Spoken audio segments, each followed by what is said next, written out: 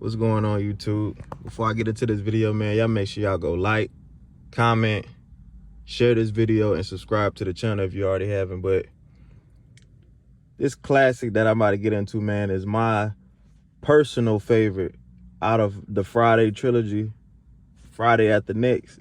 Now, this is like the perfect ending. I don't know if this is going to be the last one they gonna make, but this was like the perfect ending to the Friday series because, man, this movie put a spotlight on so many like future stars like Katt Williams, Terry Crews, Rick. I mean, I didn't know who Ricky Smiley was before this came out. But Ricky Smiley, you know what I'm saying? It just like it added on to the legacy of Friday, really, man.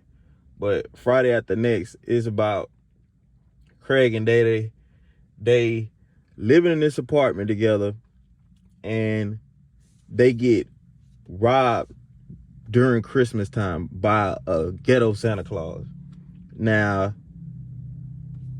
Day, I know for a fact Day heard all the commotion going on, because if somebody break in your house, I mean, unless you just like a super deep sleeper, you probably gonna hear somebody breaking their house. Then got the nerve to go in there and fix him a sandwich while he doing it.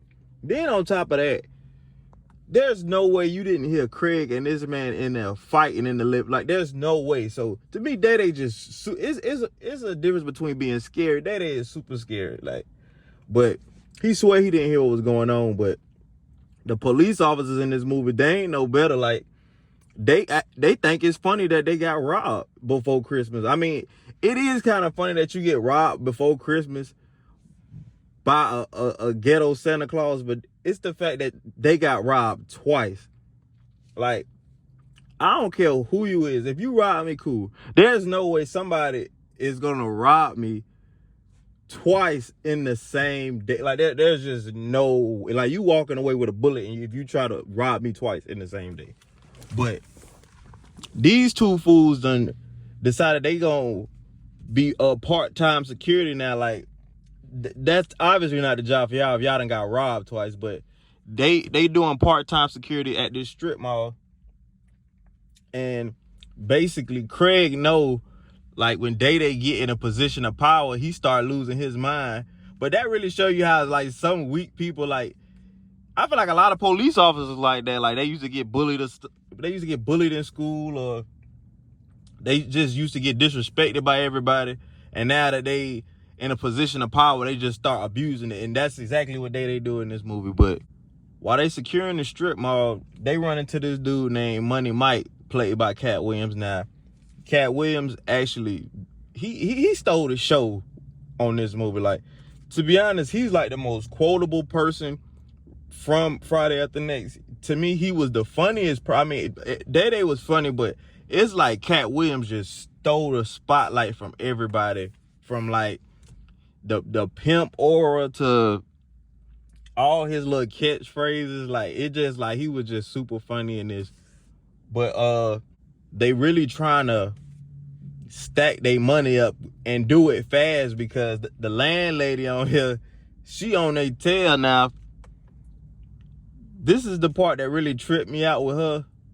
She basically threatening Craig and Day that her son gonna rape them or do something to them if they don't come up with the rent money. Now, you got to be a sick person. Now, if you just say, if y'all don't come up with my stuff, I'm gonna evict you, or y'all disrespect me, I'm gonna get my son on you. But to say, if y'all don't pay y'all rent, my son gonna rape y'all, like, this lady is crazy on this movie. But her son Damon, played by Terry Crews, I don't know why this man, he has some very questionable roles in a lot of his movies, but he's super funny on this. But they just trying to hurry up and stay out of the way and keep him from off of their tail. But like I say again, Day, he's so drunk with power, he start harassing these old ladies in front of the store that he supposed to be securing.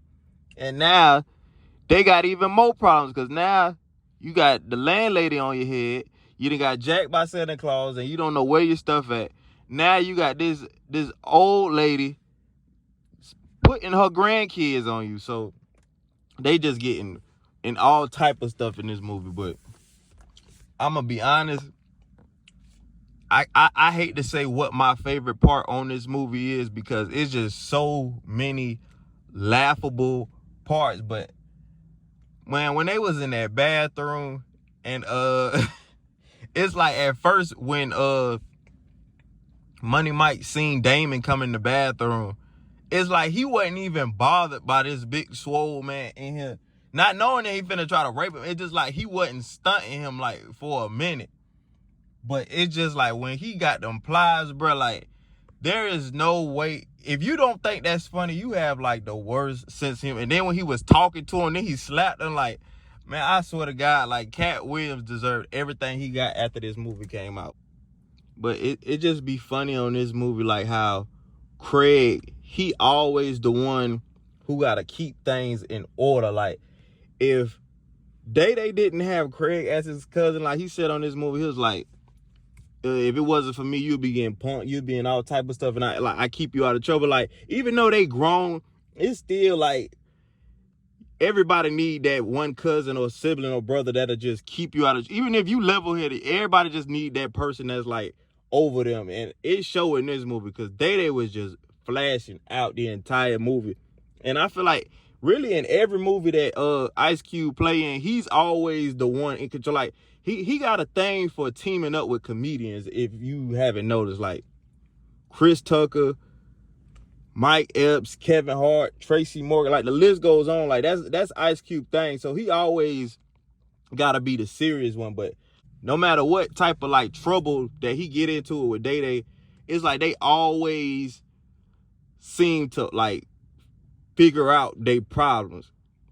Even though they like smoke weed and then they be trying to plot, it's like, it's funny how, like, I'm not gonna lie, Ice Cube is a great writer. Like, it's like every movie this man come up with, it be a hit. And it's very impressive, because a lot of scripts that you could be a great writer, but you can have a lot of flops. All Ice Cube movies be hits. Like all his Fridays, barbershops, like this man really don't miss. And to be honest, I feel like Friday After Next is his funniest movie. In my opinion. He got a lot of funny movies, but Friday After Next, this is like at the top.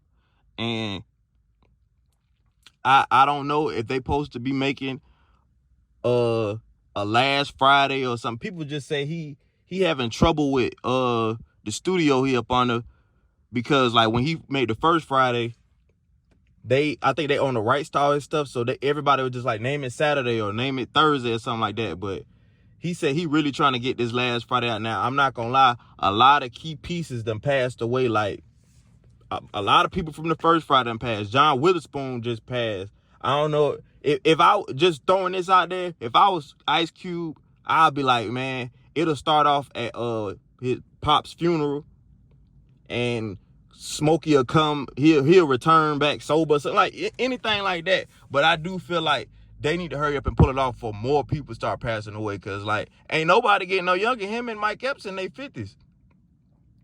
Chris Tucker in his 50s, so I like they need to make something shake. But if they don't, Friday After Next will always be at the top for me. Not even in the Friday series, but just Ice Cube movies, period. But Friday After Next, one of the funniest things Ice Cube ever came out with.